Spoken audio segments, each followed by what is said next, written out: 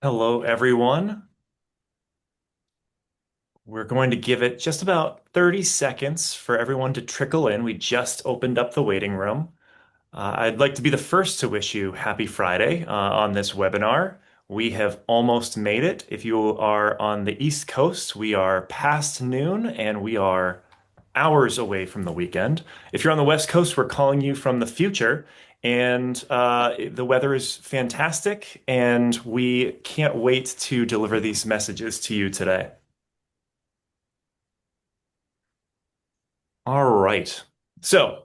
We are still seeing people trickle in, but I will get things kicked off. Good morning, everyone. I'm Dan Weigel, and I'm thrilled to moderate today's session on a topic that's rapidly transforming how we think about healthcare talent. We've been talking for years about the nursing shortage and about the healthcare workforce crisis. But today we're moving past the problem and we're looking at a proven solution, which is registered apprenticeships. I'm joined by Evelyn Gonzalez from Broward Health, who has successfully navigated these models in both clinical and non-clinical roles, and Jay Prosser from UMass Chan Medical School, who's leading the charge on nursing sustainability. Today, we're going to discuss how to turn your workforce from a cost center into a revenue center and why apprenticeships are the last frontier in healthcare innovation. I would love if my plan is we can start by quick introductions, and then I'd love to start by asking you some really great questions so that you can share your expertise with everyone. So, Jay, if you'd like to kick us off and do a brief introduction. Yeah, absolutely. Well, happy apprenticeship week to everybody. It's been a fantastic week. But I'm Jay Prosser. I'm the executive director of the Massachusetts Nursing Council on Workforce Sustainability. I've been a nurse for over 20 years, and we work right now under the oversight of EOHHS in addressing all types of nursing workforce issues in the Commonwealth of Massachusetts. I do also have to give a disclaimer that I'm originally from Alabama, so don't get confused when it says Massachusetts. I actually do live in Massachusetts, just still have my southern accent. So it's a pleasure to be here this afternoon. Thanks so much, Jay. And if Evelyn, you'd like to introduce yourself. Of course. So, good afternoon, everyone. My name is Evelyn Gonzalez. I'm the career navigator for Broward Health. I've been a nurse for over 30 years. So, since the 1900s, like they like to say nowadays. But yeah, I mean, this is, apprenticeships are the future, and the future is now, really. So, can't wait to talk about this. Excellent. Thank you so much for being here today to close out National Apprenticeship Week, Evelyn and Jay. And I realized that in my excitement of calling all these West Coast folks from the future, I forgot to introduce myself. I'm Dan Weigel. I will be your moderator today. I'm the Director for Life Science Business Development here at Apprenti, and so thrilled to bring you this final webinar to close out National Apprenticeship Week. With that, I'd love to dive right into it. And Evelyn and Jay, I'll let you determine who you want to go first, but I'd love to know, and I think a lot of people on the call would love to know, when you're thinking about registered apprenticeship and you're thinking about all the different challenges in workforce across the healthcare and allied health space, how are you identifying which roles are the best fit for registered apprenticeship? And I'm notoriously not a fan of two-part questions, but I think this is part of the same question, which is once you've identified what that role is, how do you define the skills where when there isn't a traditional playbook for that occupation or for those skills? So I'll allow you to figure out who you want to go first. I'll So, since, defer to yeah, Evelyn. No, Jay. no, Oh, no, I defer to really? Evelyn. I'll say ladies I first. was Used to gonna be the say, saying. since you introduced yourself, no worry, no worries. So thank you for the questions. So yes, I mean for us, identifying the roles were really about figuring out which roles had the most turnover rates and vacancy rates, and also the availability of programs to fill those positions, right? So it's all about data. We use data. And we quickly figured out that we needed to look at options that were besides the ones that we were currently using, because the ones that we were currently using were not filling our needs. So that's where pretty much brought us to apprenticeships, if you will. But we also learned that, not every department is ready for apprenticeship, but that's okay. So when we first started, we started talking with pharmacy. We started talking with clinicals, pharmacy. And at the beginning, they were very excited. They were very excited because, again, they have a problem with pipeline. But then they were like, well, we're concerned about the administrative requirements. What about, all this paperwork and all this stuff? And after a while, of going through all that, then we went ahead and I pivoted and said, okay, you know what? Let me approach one of my non-clinical teams. And that happened to be the biomedical tech folks, and I found an easier champion with them because IT is already kind of, familiar with apprenticeship models. So again, it was an easier fit. So their willingness to embrace the program gave us the start. And in a large organizations, once you have one department try something and succeed, then that success becomes your best selling point for everyone else. So that's really our strategy, was start with there's openness, build success on that, and then use that momentum to expand. Really well said. The power of the pilot. Show me that it works, and I'd happily implement it within my organization, which really gets us to scaling. So, Jay, I would love to hear a little bit on your thoughts on this question. Yeah, so for us, it was a little easier because we are the nursing council, right? So we are focused on trying to ensure a stable and robust nursing workforce for the future. But we know a few problems, right? And that is within nursing specifically, but we also have allied health too. Allied health is a big, opportunity. And that's important for us because those in allied health support patient care, number one. And number two, they support nurses. And number three, they're a great career pathway up to nursing. So we kind of looked at both of those. But there were some problems that we wanted to solve. Number one was we had employers spending large amounts of money trying to recruit. And sometimes the nursing shortage is not just affecting the whole state. Sometimes it's geographic, right? There are places in Boston that things are going very well for nursing. But then you look at Western Mass and they're at a significant nursing shortfall. And and we see that in Boston as well, just not every hospital in Boston. So we wanted to address some issues is how can we get employers to kind of grow their own workforce because they're spending so much money in recruiting. How can they grow their own? How can they take their incumbent employees and make career pathways for these individuals to get into nursing? And then also from the nursing side, how can we ensure that these individuals are successful? How can we ensure they pass the NCLEX and we have retention? This is huge because when we look at nursing today, we have so many that leave the profession, not just their job, but their profession within the first year. And we know statistically in the Commonwealth that we have 40% of our nurses that plan to leave nursing in the next 5 years. So that would be deadly for healthcare.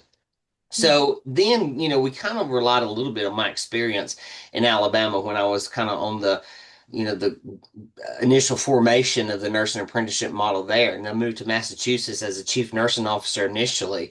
And we started doing some work in apprenticeships even then. And then obviously as the council, we said, okay, this is a great model. It can accomplish all these things. And then we started kind of implementing this. And when we look at nursing, nursing is very rigorous as far as education, right? You have didactic education, you have clinical education. But in the same sense, you also have skills that these nurses need to learn. And you always have to be careful because every educator will tell you that we don't train nurses. We train dogs, so we educate nurses. And that is true. However, there is a training aspect to that. And we looked and said, okay, what can these student nurses do in the hospital? Well, there's a good bit that they can do in the hospital. And so if we take the work in the hospital and we kind of map that to what they're learning clinically, and didactically in nursing school, then that's the way you form your apprenticeships. And we know that statistically across the United States, what do these apprentices get? They have better program completion, they have higher NCLEX pass rates, and they have 90+% retention over the long term. And so for us, that was the seller. And then, of course, you begin the journey to apprenticeship, which is something we'll talk about, which is sometimes a little bit more complicated. The initial decision is easy because you can look and know that we need nurses, we need those in allied health, and apprenticeships are a proven model to get the job done.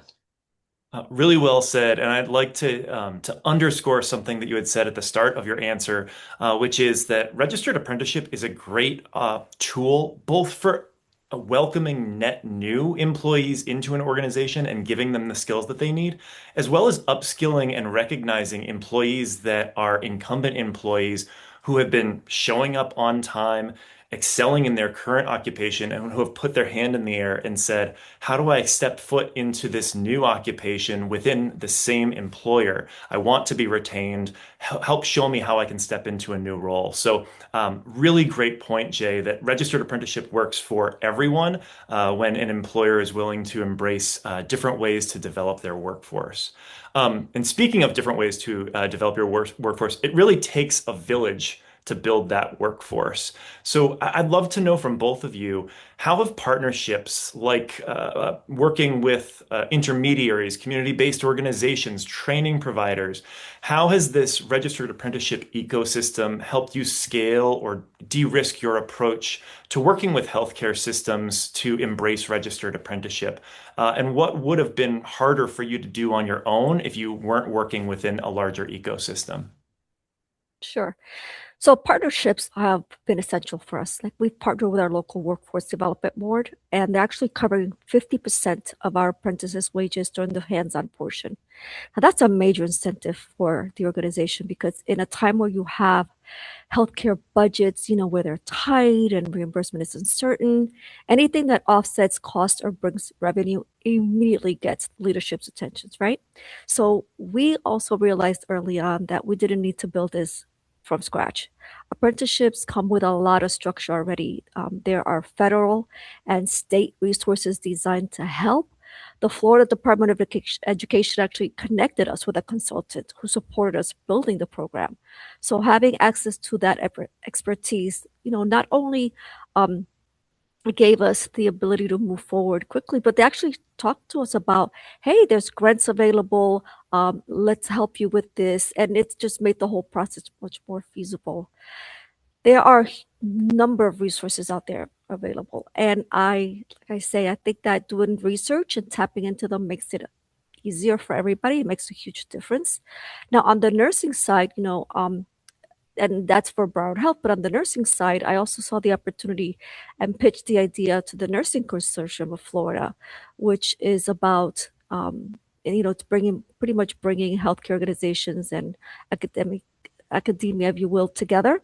And I told them, I said, listen, why don't you guys think about creating a nurse residency program? Because we know that healthcare systems spend a significant time and money developing and maintaining these nurse residency programs. So why not offer that as, a benefit for your members? And they actually took a look at a local healthcare organization that had created a nurse residency apprenticeship.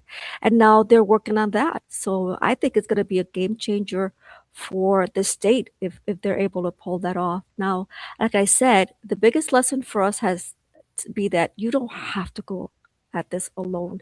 There's existing models. There's organizations that are willing to share. There's dollars that are becoming available. The funding cycle starts now July 1st. So if you connect with the right partners and tap into the existing ecosystem, you can launch something impactful without having to reinvent the wheel. And that's really what I want to say about that is that you do not have to reinvent the wheel. Well said. There are plenty of partners that fit into many different slots, from the funding slot, the training provider slot, sourcing candidates. And it's important. They are experts in all of their fields and they want to help. One thing that I think is fantastic about the workforce development ecosystem is that everyone is truly mission driven and wanting to get great opportunities for great individuals so that they can be reskilled, upskilled, and be valuable contributors to this workforce, especially during such a crisis moment within the Mm. healthcare industry workforce cycle. Jay, same question to you. Yeah, so I think, Evelyn, that was a great answer. When we looked at apprenticeships, we knew that we were going to create a model that would be scalable throughout the Commonwealth so that we could take something and anybody could take it and create a nursing apprenticeship out of it. So we have to look at the basics of what an apprenticeship is, and that is it is a partnership between a healthcare organization and an academic institution. So we said, okay, let's get the main players at the table, which is obviously, healthcare organizations. Let's get academic institutions. Let's get the Massachusetts Board of Registration and Nursing from the regulatory side. Let's get Mass Hire workforce boards, which we have in Massachusetts. Let's get some trade organizations. And we worked in a committee and we got all the players in the room from DAS in Massachusetts, the Division of Apprenticeship Standards. And we said, okay, we want to start apprenticeships in Massachusetts. Where do we go? In addition to that, that's decision one, which was a fantastic decision because it gave us so many great perspectives and we were able to solve some critical issues. Because you don't have to reinvent the wheel, but you are going to have to put some new hubcaps on. I'll just be honest, because every state's different, right?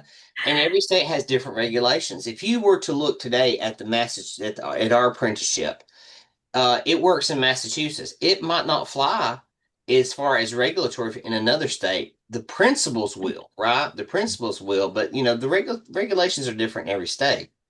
So you will have to kind of brush it up a little bit. The second thing we did was look at national organizations. Apprentice one, but there are many, many others that have a vast, just kind of history of apprenticeships. They know what they're doing, and we were very fortunate. And the way apprenticeships work, it's like a family, really, because you meet one person and then they'll introduce you to the next one, who introduces you to the next one, to the next one, to the next one. And this little committee that we had grew and became robust. And so we have representation on this committee from some of these national organizations that were invested and still are in Massachusetts to help us launch nursing apprenticeships.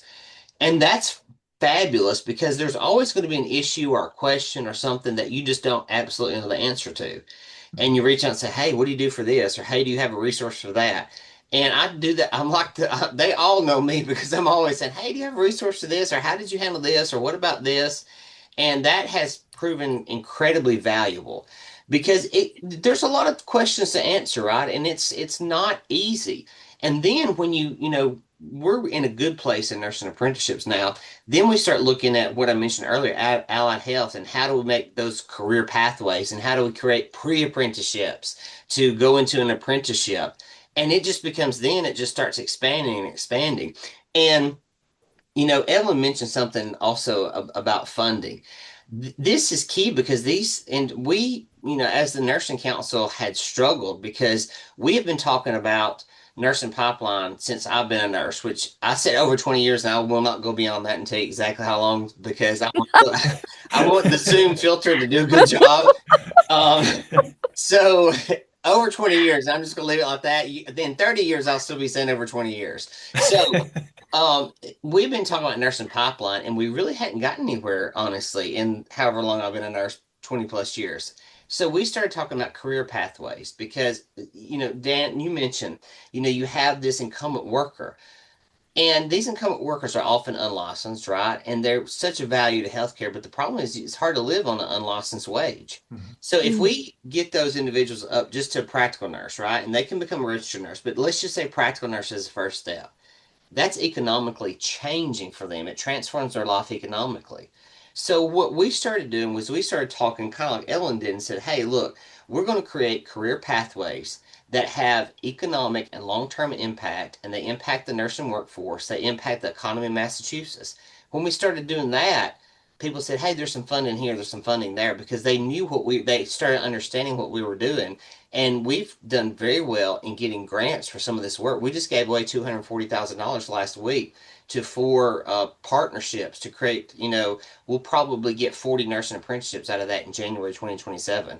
So that happens, and it happens because of the second thing I said, these partnerships that we develop with these national organizations who understand what you're doing, and they begin to promote you, and they get behind you, and it's like these things start happening, and it's just like, wow, I can't believe this is happening, but it's because you step out there and you make relationships with the right people.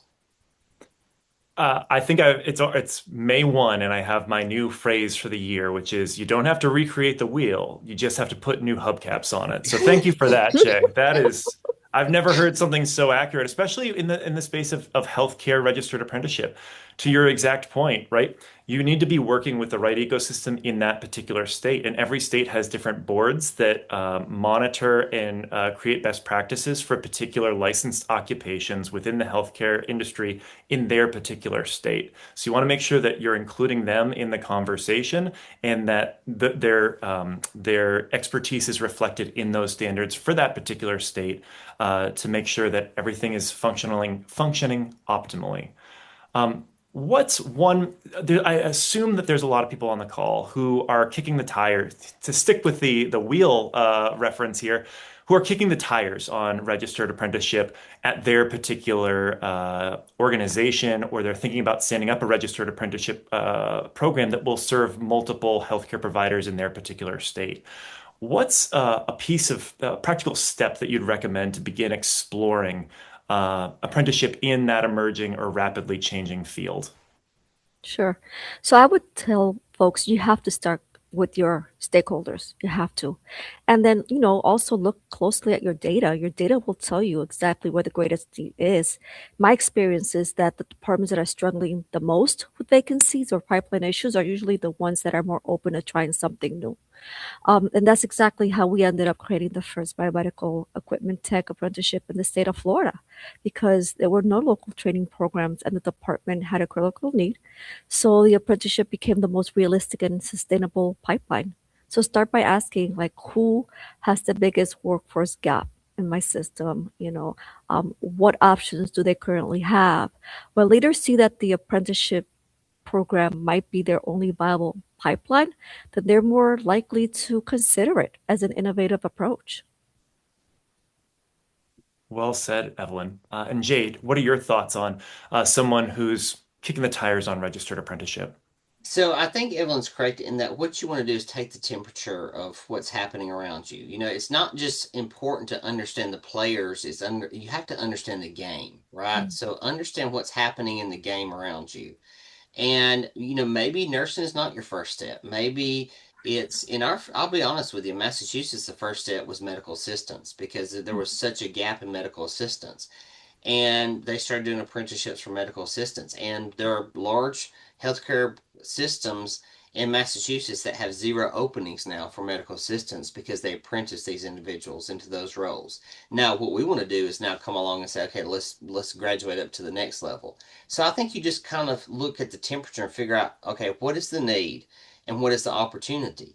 And this opportunity could be, opportunity. I mean, what's your workforce look like? Is it mostly, is your population decreasing? Is it increasing? Is there opportunity in high school to fold back some apprenticeship opportunities, either for the newly graduating student or, maybe in that senior year? So you just have to take the temperature and understand the game and start somewhere.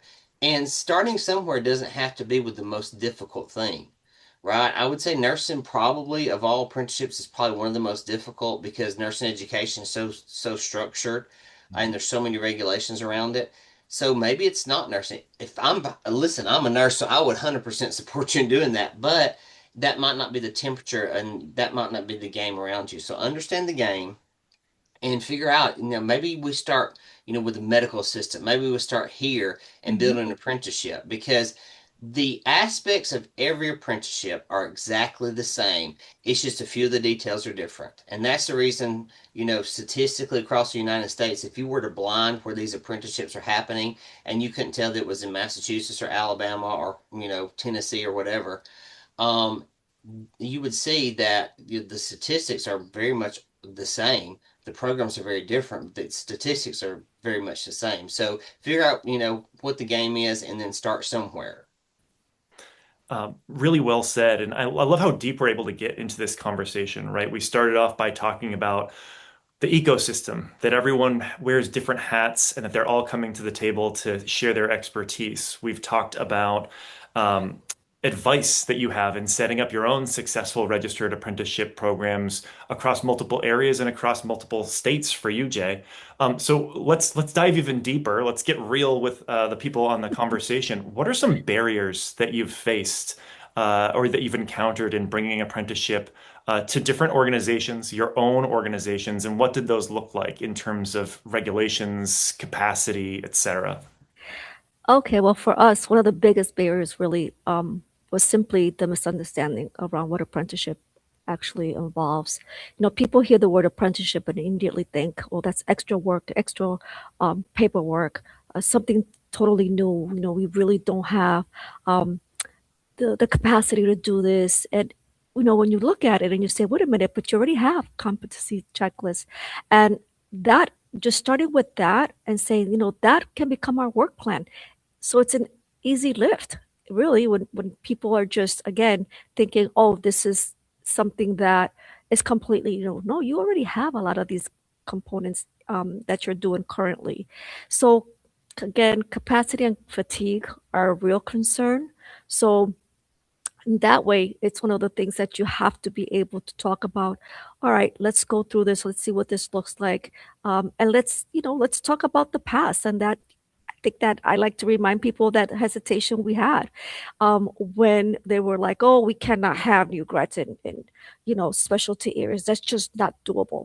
We tried it, and it's working, right? I mean, we're placing new grads in all the specialties right now. So apprenticeships are kind of going through the same mind shift right now. Another barrier really that we had was we had some folks saying, "Well, that's for blue collar roles. That's, we're professionals. That doesn't apply to us." Well, guess what? I think that overlooks a key point, which is the country is investing heavily in apprenticeship models right now. With reimbursement challenges and potential budget cuts on the horizon, these programs can actually bring funding into the organization and through grants, and workforce dollars. So why would it not be a tool that you're leveraging? Don't dismiss it. So again, the barriers have been a mix of misconceptions, capacity fears, outdated assumptions about what an apprenticeship is. So sit down, take the time, show them, the pieces that are already in place so that it becomes more palatable. Really well said, Evelyn. And you and I have had this conversation in the past before. Some of that pushback is around, I'm already asking my preceptors, I'm already asking my staff to Yeah, do so much. I can't ask them to do another thing. And it's right. reframing their perspective and their paradigm to, we're not asking them to do another thing. We're asking them to get credit for something they're already doing with all of the licensure requirements and all of the regulations that are already in place. It's getting Yeah. credit through registered apprenticeship for all the good work that's already in place through on-the-job training and classroom instruction. So, Jay, I think we can close it out with last question from you, and then I'd love to turn it over to the audience. I see some of those questions coming in from our LinkedIn Live connection, and I encourage folks to put questions into the chat here as well. Absolutely. So when we started, I immediately assumed, right? You always kind of go with an assumption that we were going to run into some regulatory barriers. And as it turned out, the regulations weren't really that much of a barrier. It's just about understanding the regulations and understanding how we can fold that into an apprenticeships. What we dealt with significantly was perceived barriers, right? And we know that there are real barriers, but sometimes perceived barriers are harder to mitigate than actual barriers.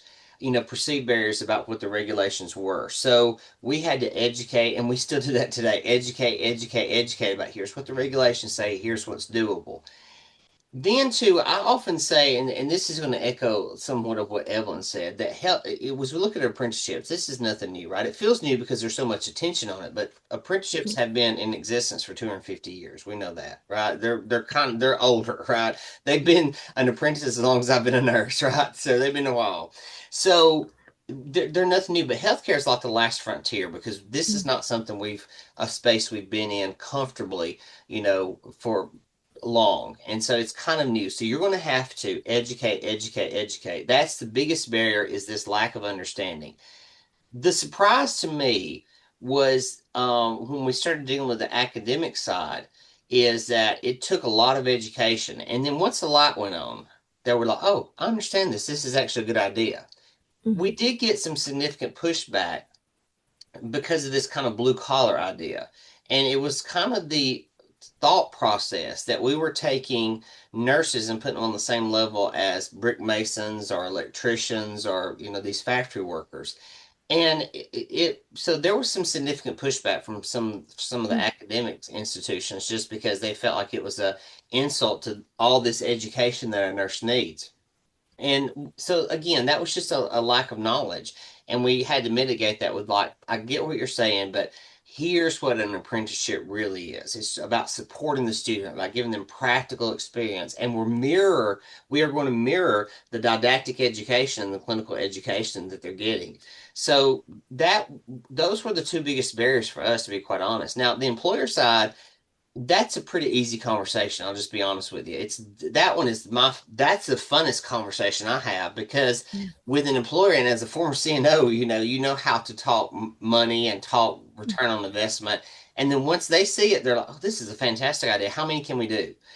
And so that becomes honestly, we're having issues right now with an employer saying, "Hey, we want to do 30 apprenticeships," and we're like, "Oh my gosh, capacity." And capacity is not a new problem. So this is a capacity issue in nursing schools, is not an apprenticeship problem. It's been around. We're dealing with it. We're trying to mitigate it. So that's not something you're gonna, that's not a uniquely apprenticeship problem. But that's the issue right now, is that we have employers that are on board, gas pedal to the floor, and we're just trying to increase capacity in some of the schools to be able to take the apprentices.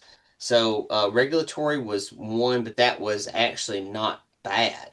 But the lack of knowledge and just having to educate and giving people an idea of what apprenticeships are, and we do that every day still. I do it every day, which is fine. Yeah. This is what I love doing, but that's something you'll have to continually do. We That's true. go ahead. Just So to I'm add sorry. one Go more ahead, thing. Evelyn. No, just to add one more thing is that use the language you're already using. So you don't have to call your preceptor journeyman. You could call a preceptor. There's Yep. nothing wrong with that. And in Exactly. addition to that, you can make like Jay said, you could make the case to tell your chief nursing officer, your CFO, hey, guess what? We could move nursing from a cost center to a revenue center. Now you're changing the game. Yeah. And let me say one thing. I know we're trying to get the question. One No, thing, you're you're good. right. The vernacular is important, right? The way you present it's important. And when we talk about registered apprenticeships, journey worker is a very common phrase. That's the person that kind of is the mentor, I guess. So we made an early decision to call that the journey coach, because we felt like worker was just not, as far as nursing, the professionalism of nursing, that wasn't the kind of way we wanted to present it. And this is before we, really kind of went all out public. And once I started getting some pushback from some of the academics, I was like thinking in my mind, thank God that we said journey coach and not worker, because I would be out and tarred and feathered in, in Austin. And so I was just like, oh, what a great decision. So yeah, and it can be preceptor, because at the end of the day, it's the job you do, it's not the title that you have, right? And so just like, don't get caught up in that language stuff, because at the end of the day, it's like, let's just get these people in this kind of structure, and it's going to have the same results. You know what, Jay and Evelyn, you've been riffing off of the first question, and I'll just see if you have anything else that you want to riff off of. And you might not have even known it. You've been talking away, and the first question is around employer needs, right? And you've been addressing a lot of these through just your casual conversation here. For an industry this question comes from Kimberly Ferris. For an industry that is newer to apprenticeship pathways, do you have any guidance on what works for engaging new employers? I'll let Jay take that because he already talked about how it's easy Yeah, fit for so him. So go for it. I would have two conversations. I was like, tell me about your recruiting right now and how effective that is, how much you're spending on it. Tell me how much you spend on nursing turnover. Because I, deal with nurses, I'll say nurses, but you could do turnover. How much is turnover costing you? And then how much are you spending on your employees in orientation, non-productive time? And Mhm. so you tell me those three things. And so what if you could take an employee and they're working for you during their school, but then you're folding back all that non-productive time. You are, your recruiting money is you're saving on your recruiting money. They're having long-term retention, so your turnover money is decreasing. And we would have a return on investment conversation. Okay, that's the first conversation. The second conversation would be about career pathways. Because, and Dan, you mentioned this, when you create career pathways and you give the opportunity in your organization, there will be people stay in your organization because you have a career pathway, even though they might not ever use that career pathway. Yep. Because they realize that the culture in that facility is that we want to create these opportunities for an employee so that a kitchen worker can become a nurse if they want to. And I've seen Yes. this happen in big healthcare organizations where they had environmental service people that always wanted to be a nurse, and so environmental services people became nurses. When I was doing my master's degree back in whatever year, um, I, I was in the environmental. One day I went to the environmental services department for that leader, and I thought, oh, this is going to be crazy. But I thought that might be fun. So one of the things I walked away with that was shocking to me is that these environmental service workers, and I knew what they were making, it was not much, had a scholarship fund, and they were putting the kids of the environmental services worker through nursing school with their own money. And I was just like, holy smokes, this is crazy. So I was like, Mhm. these are the people that I would want to do something for. And so Mhm. the conversation with the employer is usually very, very easy. But if you start there and then you look at all the opportunities that there are, it makes sense. Yeah, and you That's can spot also on. bring up, oh, I'm sorry. No, You could also please bring go. up the whole, well, how many are you getting right now from your local schools? Is it not, is it filling your needs? No. So what else are we going to Yeah. do? Here you go. This is an answer. When I was a CNO, we spent a lot of money on one of these companies that had an app, and they would, it's like a headhunter app. I mean, like there's a million of these out here, right? If you're on Yeah. LinkedIn, your inbox is full right now, like 15 of those people that can solve all your workforce issues. So we paid a lot of money to this company, and they would just, I mean, that we may got three nurses off of them. So, okay, so let's say three nurses in a year and a half time frame is not great. So why not take that money, invest it in apprenticeships, and let's see how that works. I can promise you I'll get you more than three nurses in 2 years. Mhm. They say the definition of insanity is doing the same thing over and over and expecting different results. So I think that's a Yeah. great case in point of, hey, if are we not happy with these results? Maybe we should take the funding and put it into a different program where we would potentially be happy with the Yeah. results. Let's try something new. Next question in the chat, also from Kimberly Ferris, is if there are any thoughts on that you might be able to share on the recent Department of Ed ruling, where graduate student loan rulemaking around nursing, restricting access to advanced nursing education and potentially weakening the healthcare workforce. 100% it weakens the healthcare workforce. 100% it's inappropriate. 100% nurses are professionals. So I don't know that we won't get too far into that in the conversation, but there are a lot of issues right now with nursing workforce and the lack of motivation, especially at the federal level, to fund nursing workforce. And we have to have these individuals because when we talk about advanced practice graduate nurses, we're talking about nurse educators, nurse practitioners that could transform primary care. We're talking about nurse midwives, CRNAs, all of which everyone that I've mentioned needs people and they need people now. Mhm. And it's unfortunate that that's happening right now. And I would just say this that link yourself with an organization that keeps an eye on legislation both at the state and especially at the federal level right now because that's such a dynamic environment right now. And we have to advocate for nursing because we all know this, but nursing is the largest sector of the healthcare workforce. And the fact that we won't fund it and don't fund it is inappropriate. Even when nurse practitioners, preceptors, we don't pay nurse practitioner preceptors. When you look at graduate medical education, that's been funded by Medicare and Medicaid to the tune of billions of dollars a year. And over that same year's time, you add up all that we've invested in nurse practitioner education, it comes to zero. So I echo, Jay's sentiment on this. It's just unfortunate. It's unbelievable, really. But you have to let your voices be heard. I think that's the most important thing. Like I know I've contacted my all my congressmen, my senators. I'm always, they must know me by now because they just respond like, yes, Miss Gonzalez.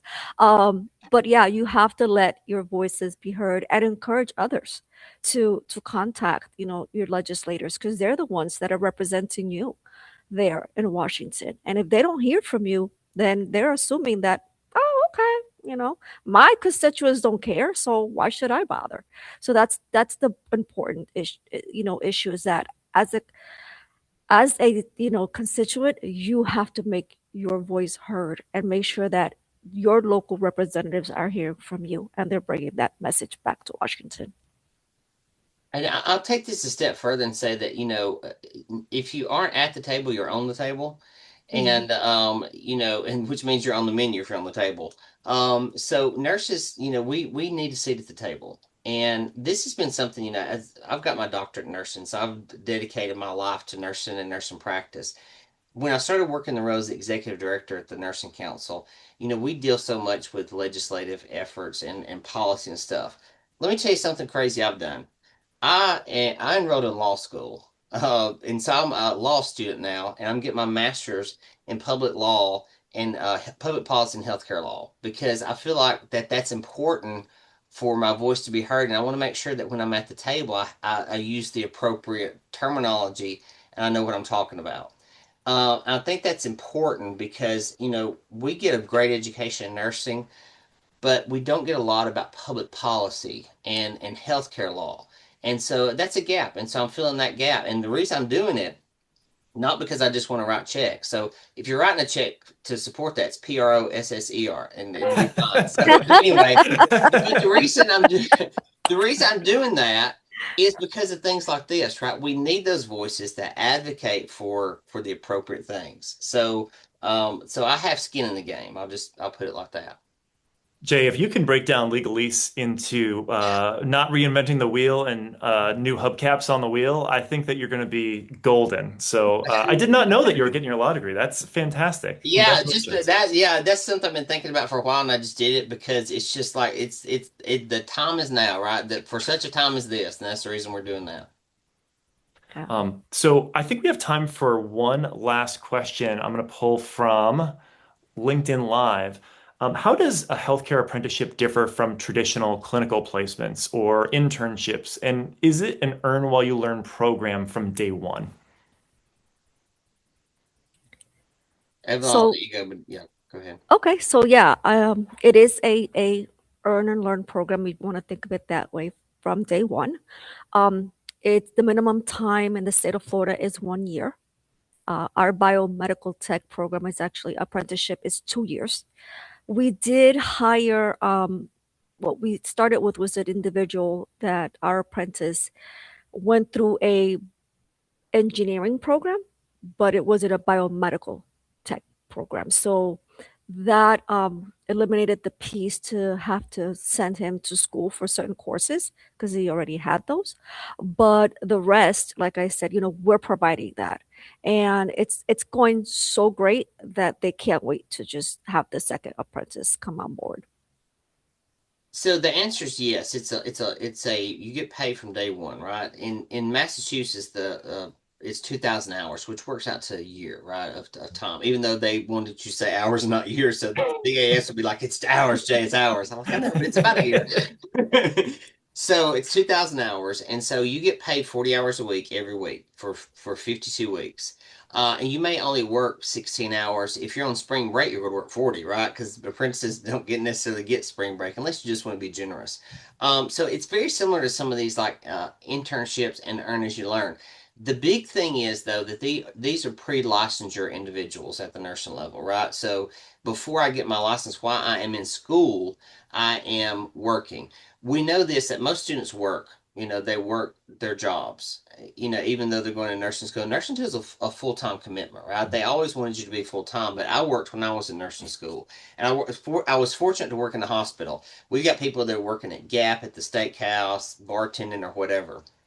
So if we could say, okay, you're going to work anyway, but you're going to work in an environment where, and in a unit where you're probably going to work after you graduate, right? So if we say, okay, you're going to work, in the ICU here at this hospital after you graduate, so we're going to make you a nurse intern, or I'm sorry, nurse apprentice in this ICU. So you're going to get paid for the next year. You're going to go to school. One of the things we do is like your experience that you're getting while you're working in the ICU, apart from your clinical rotation, is going to be mapped to your competencies that you're actually learning in school. So we're going to take you off. So all we're reinforcing what you're learning, and it's not just I worked when I was in school and it was great, but had I been able to have a more structured learning process on the job, I think it would have benefited me even more, right, and help fill some of those learning gaps. So very similar to a lot of these models, other than it is pre-licensure, and where internships are typically after you graduate, like the nurse intern programs. And there's still room for that stuff, right? Because Mhm. not everybody is going to be an apprentice, so you still have to have those programs. So again, it's like you said, it takes a village, and so there'll still be a village of programs, out there and available for individuals. Yeah. And just to remind everybody again that unlike, clinical rotations and internships, this is stuff that you can get grant funding for. You can actually get reimbursement for it. You can't do that for those others. Really well said. And I believe that that is all the time that we have for today for the Q&A portion. As we close out, I'm struck by what Jay and Evelyn had shared about 90% retention rate with apprenticeship.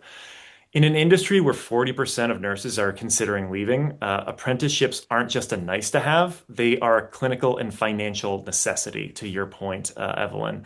We've learned today that shifting from a cost center to a revenue center starts with changing our language and our entry points into the conversation around workforce development.